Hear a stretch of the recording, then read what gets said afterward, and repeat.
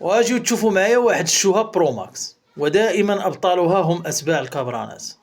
الوفد الجزائري اللي مشى لاجتماع القمة 20 اللي دايرينها في جنوب أفريقيا، واحد تيعطي الكلمة اللي جاب معاه ديال الرئيس تبون، والآخر شوفوا واش كيدير. اسمحوا لي أولا أن أنقل إليكم تحيات رئيس الجمهورية السيد عبد المجيد تبون، الذي شرفني بإلقاء الكلمة التي يوجهها لهذه القمة جماعي وسريع.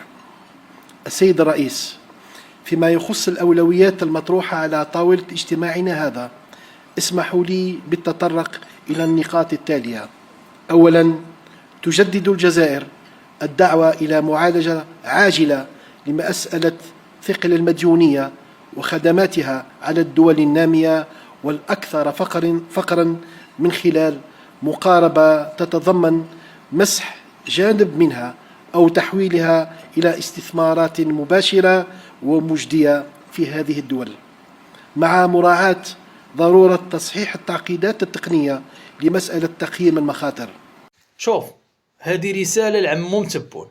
الرسالة هي كالتالي: من تبقى تصيفط شي وفد لشي مؤتمر ولا شي اجتماع ووكلهم مزيان وعطيهم ياكلوا، وراه تيمشيو فيهم الجوع وتيستغلوا الفرص.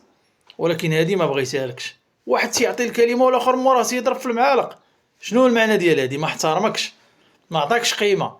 يعني الميساج ديالك اللي تطرح قدام الناس ما عطاهش خونا الاخر قيمة، عطا لديك التيشا اللي تيضرب قيمة اكثر من الكلام ديالك. وباش عجبني في الاخر تيضحك بوجه احمر وباز اخويا. فين ما كانت شي شوهة كتقلبوا عليها سد.